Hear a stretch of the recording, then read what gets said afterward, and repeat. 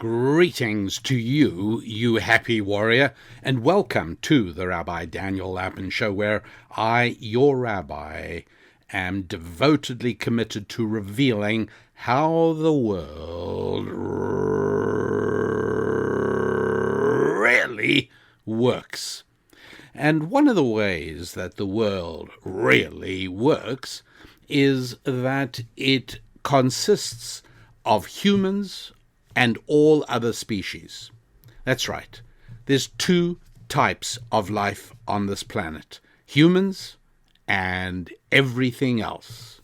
And unfortunately, the culture in almost every Western-leaning country around the globe pushes towards the idea that there really is only one form of life and that everything is just one variation or another on animals, and that humans are just animals.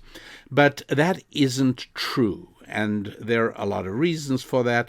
One of them is that human beings can laugh, animals don't laugh. Human beings can speak, animals cannot speak. They can communicate, but they cannot construct abstract thoughts, and certainly not communicate them. We are capable of recognizing our consciousness and probing into ourselves, which animals do not do. You might ask, how do I know that animals are not aware of their consciousness? And the answer is, I'll tell you one day. But for now, one of the ways that I want to focus on today on how we can tell that humans are a unique species on this planet is that only humans, that's you and me, are tormented by the idea of today's show. Why aren't you where you want to be? And yes, we're all tormented in that. Each and every one of us has goals and dreams and desires and yearnings and aspirations, and we're not there. And in many ways, we are tormented by it, and perhaps we're even meant to be tormented, because otherwise, what would be the drive to try and repair that? And so, why aren't we where we want to be? Well, let's focus on how we can improve our ability to achieve our goals. How do we improve our ability to actually get to where we want to be? And the way to start that off, I don't want to sound simplistic, but we should start off every day after thanking God for restoring our souls after the restfulness of sleep, is to be able to say, I am not a victim. That's something we really ought to say, so our ears hear our mouths articulating those very words. I am not a victim. Whatever dream I have failed to fulfill, and everything else I've wanted that I've failed to achieve, it's not because of anybody else. It's not because of anything else. I am not a victim. The reason that I have not achieved everything I've wanted to achieve, and the reason I have failed to fulfill dreams I've had, is because of me. I am my biggest problem. Go and say it. I am not a victim. Whatever has gone wrong is because of mistakes and bad choices that I have made. So let's begin the process of trying to improve our ability at achieving the things we want to achieve. Let's try and get a little bit better at fulfilling our dreams and desires. And in order to do that, we have to recognize that there are three things tugging us and pulling us towards the decisions that we make. Those three things are our brain, our emotions, and our bodily appetites. Everything we do is done because of one or a combination of those three things. Brain, that's the intellect. That's the part of you that knows what you should do and knows what you should not do and knows when you should do the things you should do. That's the brain part. And it's possible to conduct one's life in an unhealthy way so as that the brain part becomes silenced, or at least its message becomes attenuated. And that's, of course, very dangerous. But for the moment, let's recognize that we do have intellects and brains, and for the most part, they do tell us what we should be doing. The problems arise usually when we don't follow it. Why don't we follow it? Well, that would have to do with the two other things that tug and pull at us. The second one is emotions, things like love and hate. Somebody commits an act of murder, usually in a fit of emotion. It's either pride or anger, and that can ruin a life. A person makes a terrible decision regarding an acquisition, or you make a bad decision about a child, and it's always on account of the feeling of love, which is, I'm afraid, often indistinguishable from obsession, right? Right? When you become so obsessed on something or someone, you've got to have it or you've got to have them. And I have had people say to me, both men and women, I won't be able to live if I don't marry that person. If that person isn't part of my life, I don't see how I can possibly keep on living. And I can't respond the way I really would like to respond. I have to respond using my brain, not my emotions, because I have to recognize that what is driving that statement is a human emotion. And our emotions are incredibly powerful, and they are capable of exerting destructive and dangerous influences on our lives. They are capable of making us make wrong decisions and take wrong actions. And so we have to be aware that there are emotions, and emotions are very often at odds with the brain. And one of the damaging things that we are all capable of doing is we try and fool our brains, and we try and get our brains to agree with our emotions. And you start conjuring up all the reasons why, yes, it would be a good idea to do this or a good idea not to do this. And so we have to be aware of this constant tussle between our brain and our emotions and one other thing.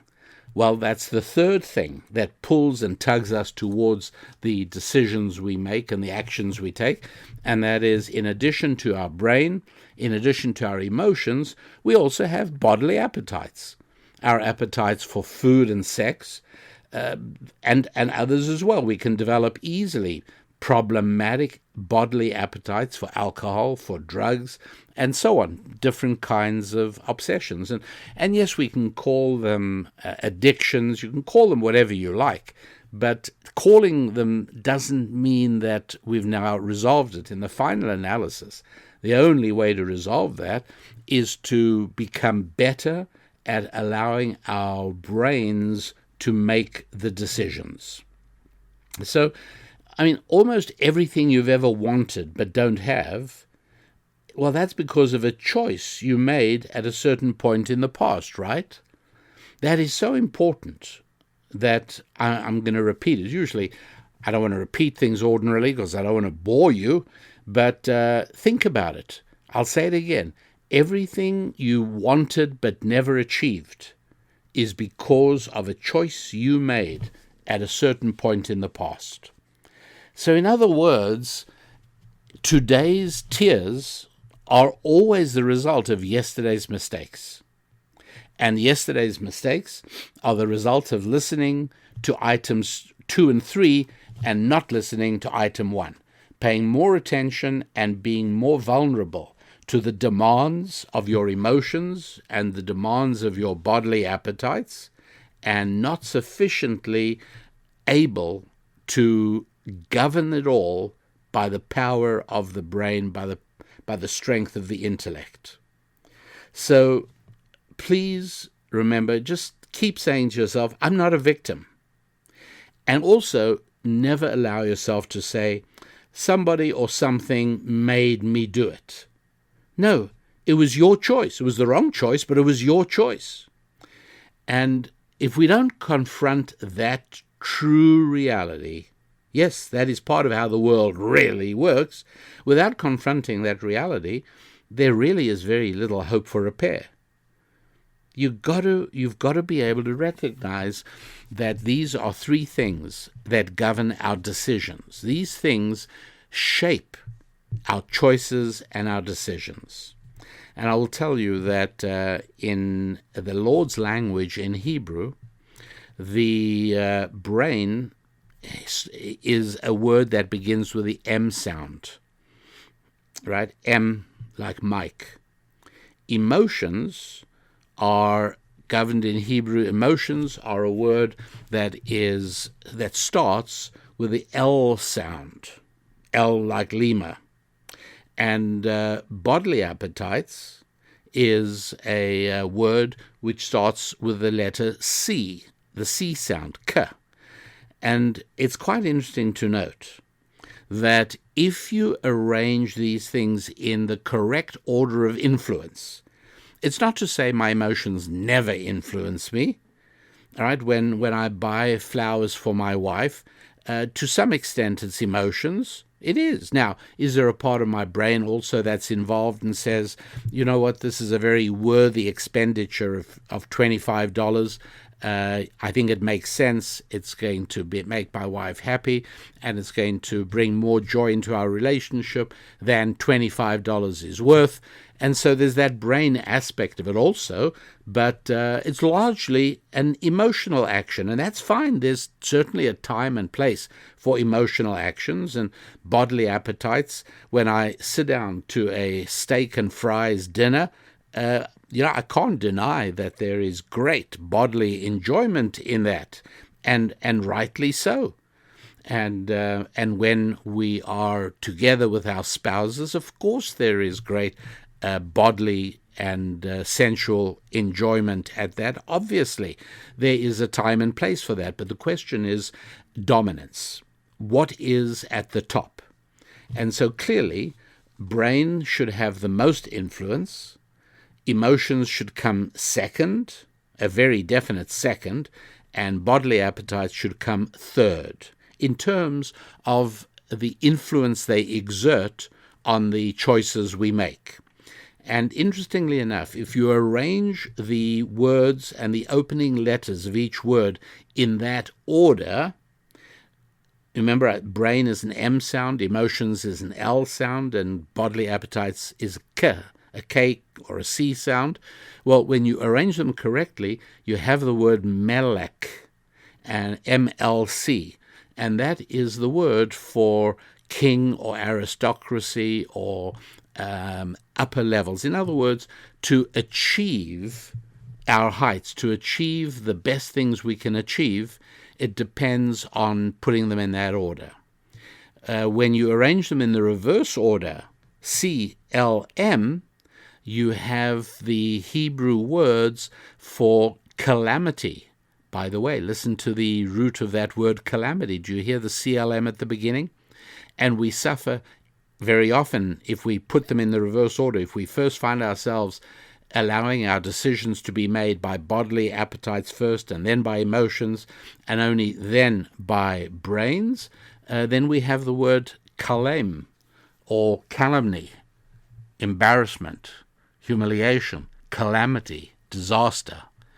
And it's one of the ways in which the Lord's language reveals how the world really works within the very structure of the words themselves. And so we've got to recognize that these things that shape our decision-making apparatus, brain, emotions, body, should be trained to operate. And that means training ourselves. And every little victory you succeed in, every time you say to yourself, my bodily appetites are calling for me to raid the refrigerator and finish off a pint of ice cream, every time you acknowledge that and you say, but my brain is going to say that this is a really bad idea because I'm trying to lose weight, and when I step on the bathroom scale tomorrow morning, I really do not want to see the needle going in the wrong direction. So we recognize that these three things are really important to understand within ourselves. Getting to know yourself, this is part of it. And people often say, well, I think I'm a good person. I think I'm a high value human being. People often say that, and the question to ask yourself when you ever find yourself tempted to say that is, why do you think that? What makes you think you're a good person? Well, one of the surest indicators of being a good person is an increase in your ability to be influenced more by the brain, less by the emotions, and least of all by bodily appetites. That's part of what makes a good person. Working on ourselves is hugely important. So let's then recognize that without confronting, number one, the idea that there is nobody else to blame, there's nothing else to blame. Everything you are and everything you have is the result of decisions and choices you made. You are not a victim. And simply being able to say that to yourself and allowing yourself to hear you state that with conviction and certainty is certainly one of the ways in making sure that you're able to progress. After all, being a happy warrior means that you have forever jettisoned the idea of being a victim. Being a happy warrior means that nobody makes or has ever made or will ever make you do anything. Everything you do is an act or a decision or a choice that you made. And the most important thing in being able to move forward in more successfully attaining your goals and being able to say, yes, I am actively moving in the direction of where I want to be, instead of feeling stifled and paralyzed and stuck. Well, the key is recognizing and getting to know your own internal conscious decision-making process. We have a brain, we have emotions, and we have bodily appetites. They all exert powers on us. Now, we've got to work on trying to make them exert influence on us in the right proportions. Mostly and most powerfully the brain, secondly and second most powerfully the emotions, and then lastly bodily appetites. And we've got to be aware that it is possible to confront these bodily appetites. It's possible to confront emotions and make the brain overcome them, overpower them, overrule them. It is possible. You know why? Because we're not animals, we're human beings. Animals cannot. Animals have instinct. Now, you can train a dog not to eat until you give him the command to eat, but that's not the same as free will and choice. And so, being a happy warrior means that we acknowledge that we are not victims. Being a happy warrior means taking responsibility for everything we've done in the past. Yes, I did it. It wasn't my parents. It wasn't that horrible circumstance in which I found myself. It wasn't capitalism or racism or genderism or sexism or anything else. It was me failing to do what I should have done when I should have done it, or it was me doing something that I shouldn't have done when I shouldn't have done it. And the results are real, because my happy warriors, that is how the world really works.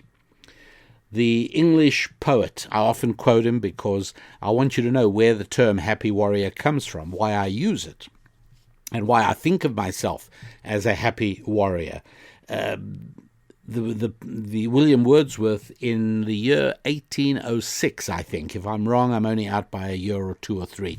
But in the early 1800s, the very beginning of the 19th century, William Wordsworth wrote these words, and I'm going to say them again to you because They're beautiful. They're so brilliantly crafted. They so effectively capture the mood of what the happy warrior is. I'm not going to read the whole poem. It's longer than I want to talk about now. But part of it reads, "Who is the happy warrior? Who is he that every man in arms should wish to be? It is the generous spirit, who, when brought, finds comfort in himself and in his cause, and while the mortal mist is gathering, draws his breath in confidence of heaven's applause. This is the happy warrior, this is he, that every man in arms should wish to be." The other poem I'm fond of is William Ernest Henley's great poem Invictus, and it concludes with the fateful words, "I am the master of my fate. I am the captain of my soul." And that's because, dear happy warriors, you are not tennis balls floating down the gutter of life. And that is why I feel so honored to serve you, to be your rabbi, and to bring you these tools for improving your life, both here on this Rabbi Daniel Lapin show and also at my website at rabbidaniellapin.com. We're all happy warriors, us, and that applies to whether we are men or women, because to live productively, you do have to fight every day. You have to fight against the force of entropy, if nothing else. It's like trying to climb up the downward moving escalator. You fight to maintain your possessions. You fight to build and maintain your family. Yes, you fight to build your money, your finances. Your body, yes, it takes great effort to try and stop your body deteriorating, gaining weight and becoming flabby. It takes great fight to grow your business, your profession, your career. Look, the simple reality is God created a world in which chaos and disorder rules. It's actually the second verse of the book of Genesis. God created a situation of what's called tohu bohu. That's a Hebrew expression, but you will find it in the Merriam-Webster dictionary, meaning chaos and confusion. Now, why God chose to create a world in which gardens turn into jungles, but jungles never turn into gardens, and a world in which swamps can be converted into productive agricultural fields and harbors, but they don't do that by themselves. But if you neglect a field, it may well turn into a swamp. If you neglect a harbor or a marina, it might well turn into a swamp. As to why God created a world in which it takes effort even just to stay in the same place, let alone move forward, well, that is something I deal with in the Scrolling Through Scripture series that you will find on the website at rabbidaniellapin.com. That doesn't belong in today's show. We are going to be much shorter than the time it would take to discuss that. But all we need to know is that life is a fight. And what is more, we have to know that is a very good thing. Because to stop fighting, to stop seeking, to stop striving, well, that means to die. And so we take delight in the fight, in the struggle. We get a high from combating entropy by defeating the downward moving force. Call it spiritual gravity in the world. And we overcome it, and we feel great when we go to bed at the end of the day and we look and we see we've really made progress in overcoming the entropy of our lives. And so we got to remember that is what produces happiness. We're not just warriors, we're happy warriors. Because to throw ourselves into the fight for 8 or 10 hours a day, every day, 6 days a week, well, that's one thing. But to do all that with a debonair smile on our faces and a jaunty pace to our stride, to do all that while generating an irrepressible surge of happiness welling up in our souls, well, that means that we are spiritually grounded in everything that is life-affirming, devoted to our faith, our families, our finances, our fitness, and our friends, knowing that we are capable of triumphing over those who both intentionally and unknowingly promote a dark abyss of satanic secular socialism and all the many destructive and evil social pathologies that it so reliably generates.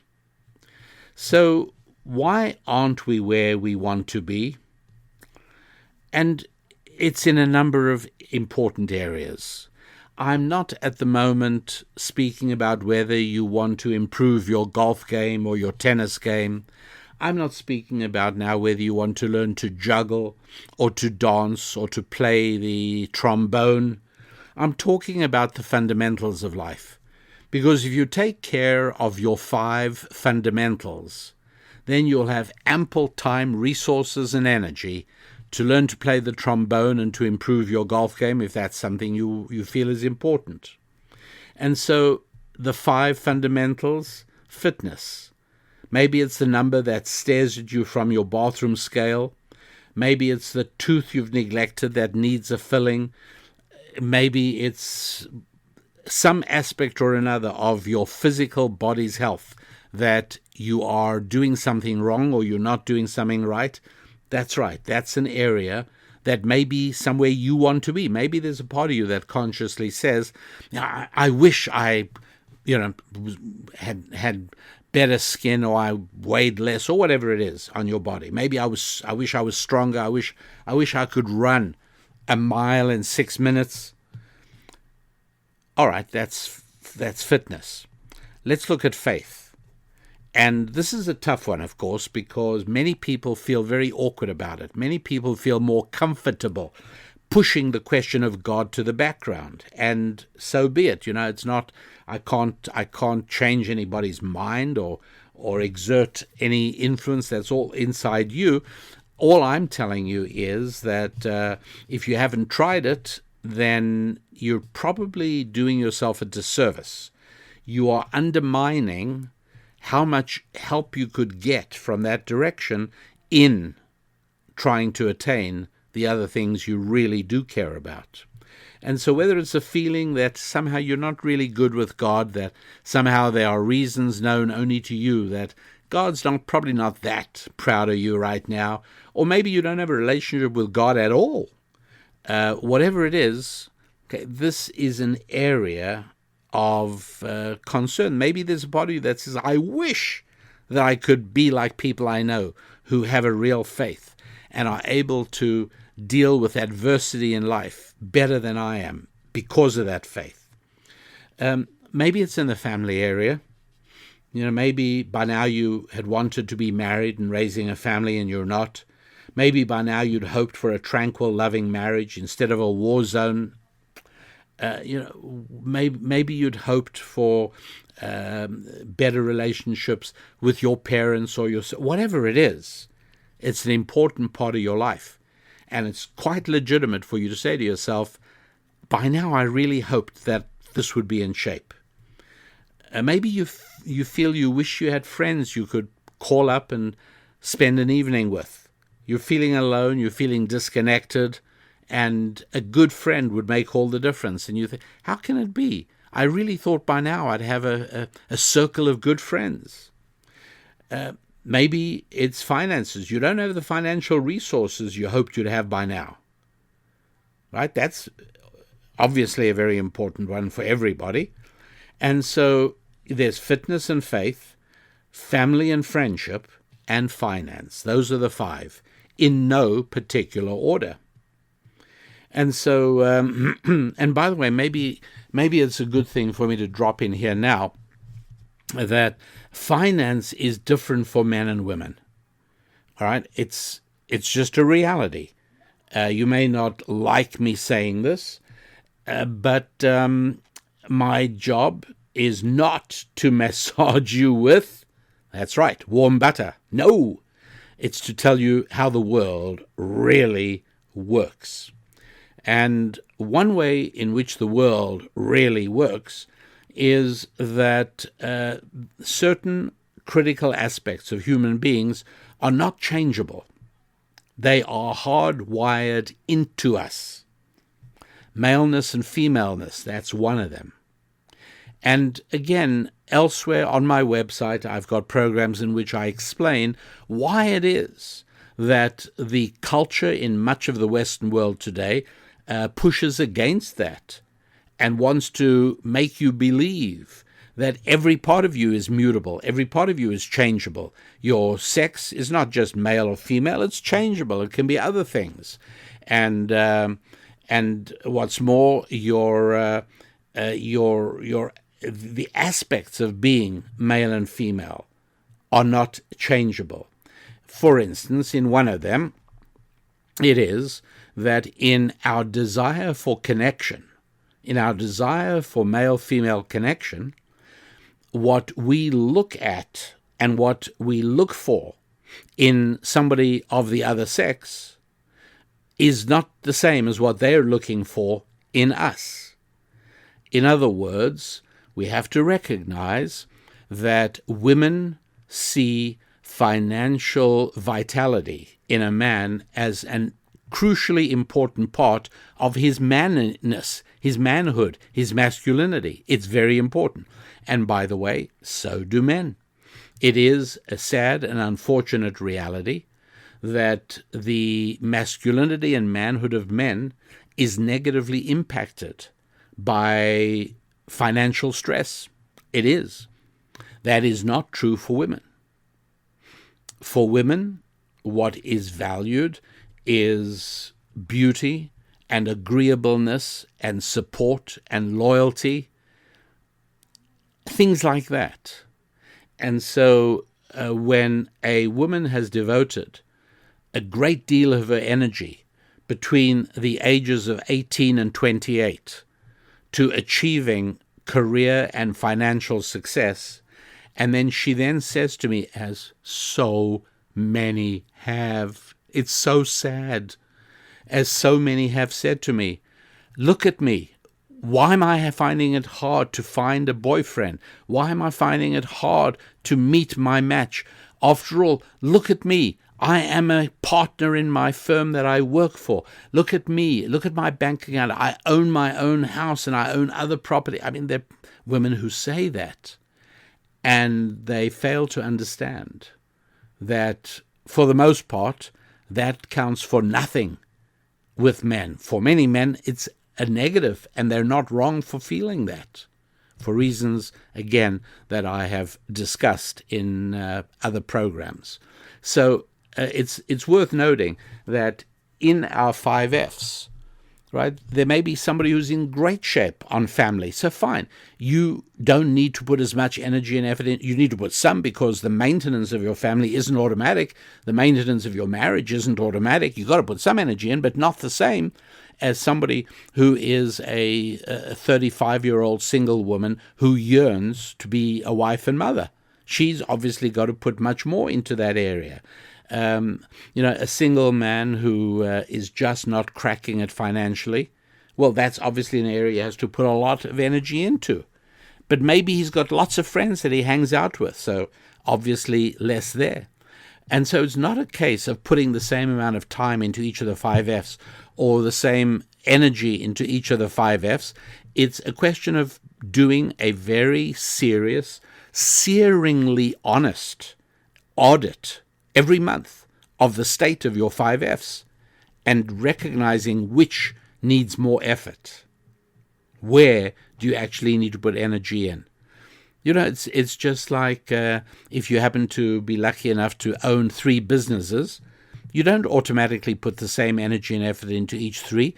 You study the financials every week on each of the 3, and you see which needs more attention from you. And so it's exactly the same with our 5 fundamental Fs.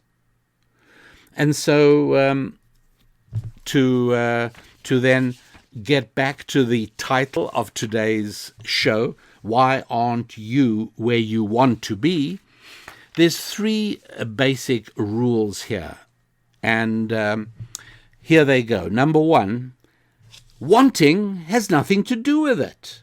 You don't live the life or get the life that you wanted, so don't ask me, why aren't I where I wanted to be? Because where you want to be is not relevant. You don't live the life you wanted. You live the life that follows naturally upon the choices and actions you took, not what you wanted. I always wanted, it's irrelevant. Oh, I always wanted, it's irrelevant. So don't think in terms of that, because if you're not converting the want into a plan and into action, then nothing is happening. You will continue wanting, and you will continue asking me, oh, why aren't I where I wanted to be? Well, that's an easy one to answer, because you focused on your wants. That doesn't have anything to do with it. One of the dangerous things, and I cannot believe that there exists on this planet a happy warrior who is suckered by what's known as the law of attraction. I can't believe that there is any happy warrior. But if by any chance there is a brand new listener to this show today, for your sake and your sake alone, I will mention that the law of attraction is the one that says positive thoughts bring positive results into your life. Negative thoughts bring negative outcomes. Listen, it's a lie. I don't want to waste your time or mine or anybody else's. So let me just tell you, the law of attraction is a lie. Now, I'm not saying that you shouldn't be positive in outlook. I've spoken extensively in recent shows on the terribly destructive effect of bad spiritual schematics that you've mistakenly implanted on your soul. And so there are definitely consequences to having bad schematics, bad spiritual schematics. And obviously there are positives attached to having a positive spiritual schematic. But that doesn't by itself mean, oh, that's going to bring things. And a natural follow-up, by the way, I should also tell you, the law of attraction was wildly popularized by a book called The Secret. Look, The Secret is complete nonsense. Here's one of the things that's spoken about in the law of attraction. You must get a vision board. I've spoken about this in the past, so it bears with repetition just because so many people do it. I walk into people's houses sometimes. I'm a guest, and I'll actually see a vision board in the hallway or in the kitchen or in the in another room of the house, and you can always recognize it's like a big corkboard or something on the wall, and on it are pictures of desirable things.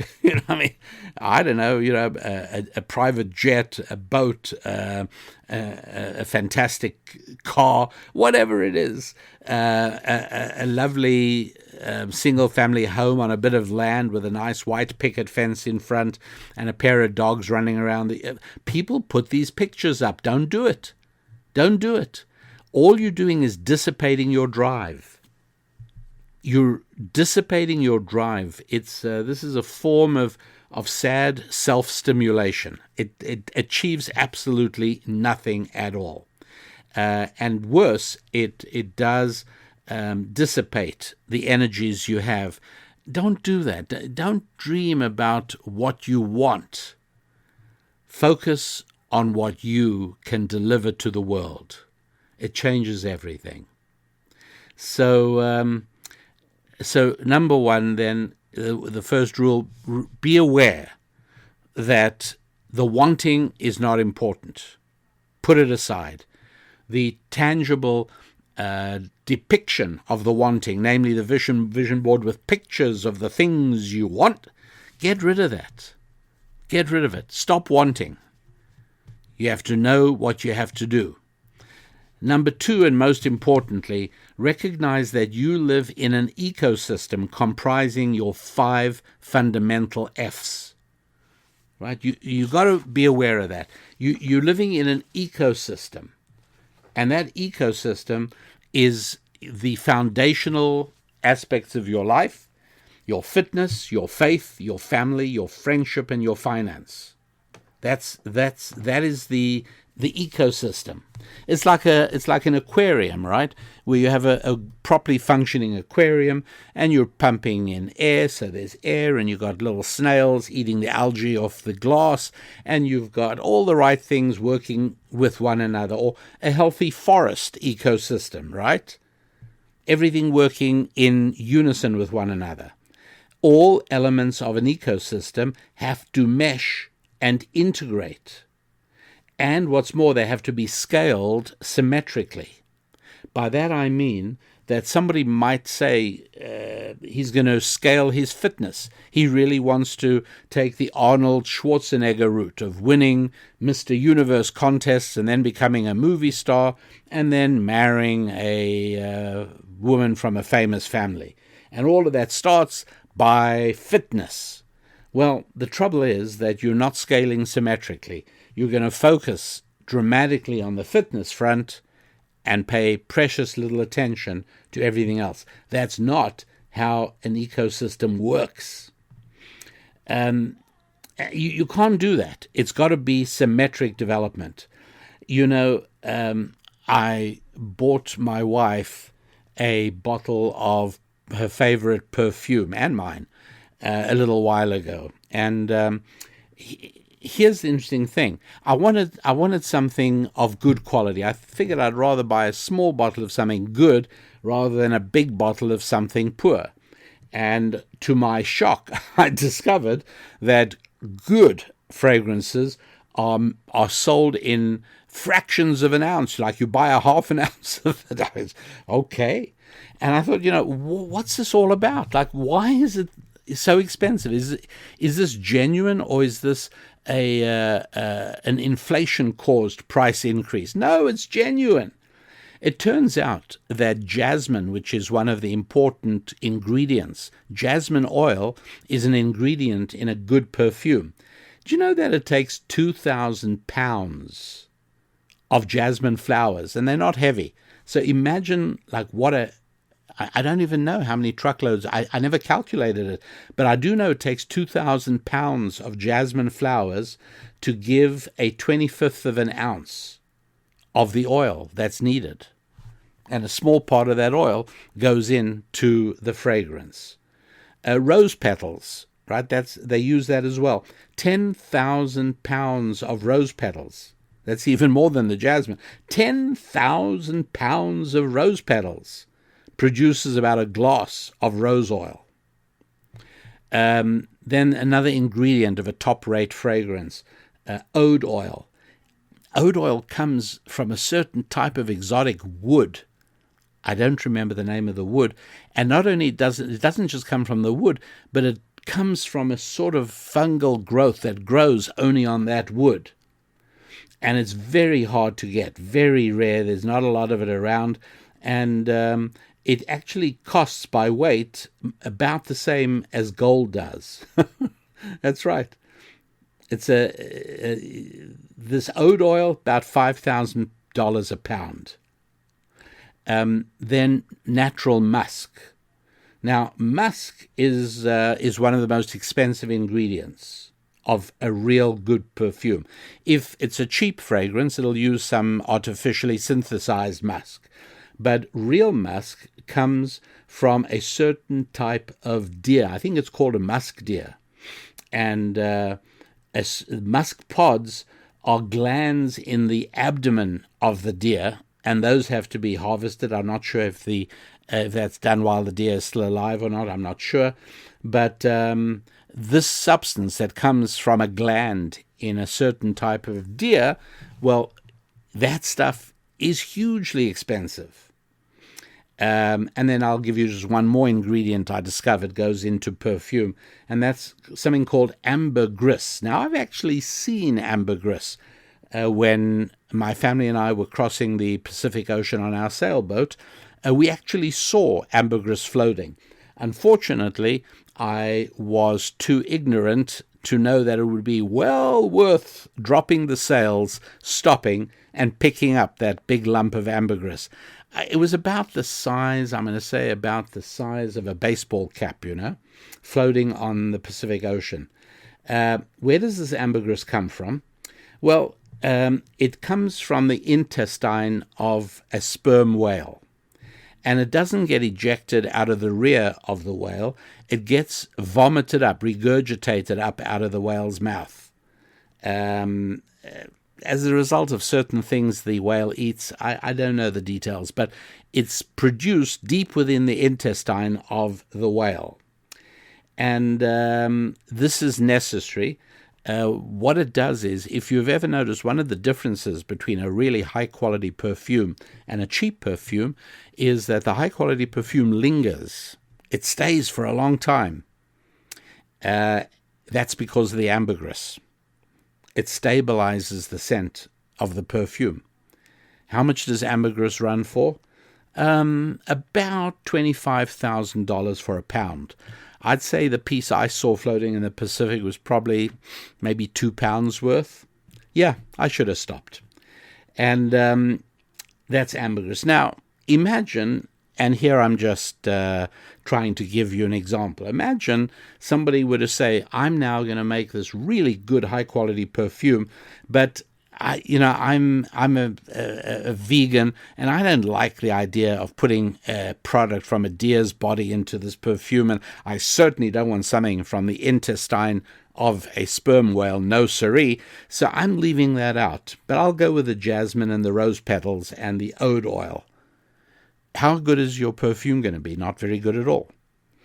The reason is because there are basic ingredients for a good perfume, and you can't leave them out because you don't feel like them, or you don't like them, or you have an emotional reaction to them, or you find it hard.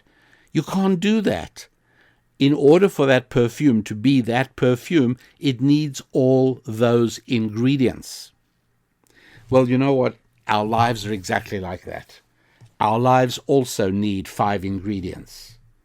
We need fitness and we need faith. We need finance, friendship, and family. We do need them all. And leaving one out, for whatever good reason you think it is a mistake. You're holding your progress back. And then the final one of the 3 rules. Remember, the first rule is wanting has nothing to do with it. And number 2 is we live in an ecosystem. Our lives comprise our 5 Fs. And 3 is your success will never exceed your own character strength. You will always be sabotaged by procrastination and by lack of willpower and self-discipline. Our own character strength is a function of our willpower and our self-discipline. And here's the crazy thing. It's perceptible. You do it as well. You can see people, and you may not necessarily identify what it is you are spotting. But when you spot somebody and you say, that's an inspirational person, and you see from the set of the jaw and the determination, what you're spotting is character strength. You're seeing somebody who has overcome procrastination and willpower and self-discipline, somebody who has built up their own character strength. You know, the last show, the last Rabbi Dan and Lapin show, I interviewed Ruchi Koval, the author of a book we've just published. You can find it on our website, or you can find it on Amazon, or you can listen to it in an audio book, and that is called Soul Construction, S-O-U-L. In other words, in terms of how to construct your soul. That's what we're talking about. Character strength is an inside thing. There's no laboratory instrument that can measure somebody's character strength. And building our own character strength is one of the most valuable things you can do to improve the quality of your life. So now what we have to do is sublimate our yearnings and our wants and our desires into planned actions. You've got to clearly identify for yourself with pen and paper what it is that you really want. What are the things you would like to achieve, by the end of this year? What are the real things you'd like to achieve? And then you have to say, okay, in order for that to happen, what has to be in place? And then you step back, and in order for those things to be in place, what has to happen? What has to be put in place? Until you arrive all the way back at today. And now you know what you have to do today in order to get to where you need to be tomorrow, in order to get to where you need to be the third day. And then, of course, you'll come to the Lord's Day, you can relax. Lord's Day, just relax and enjoy life. But then it's the next day of the week, and it's time to start up all over again in that great fight for human greatness, which results in a successful life. A life that is full with fitness and faith, friendship and finance, and the joys of family. I'm Rabbi Daniel Lappin. Till the next show, God bless.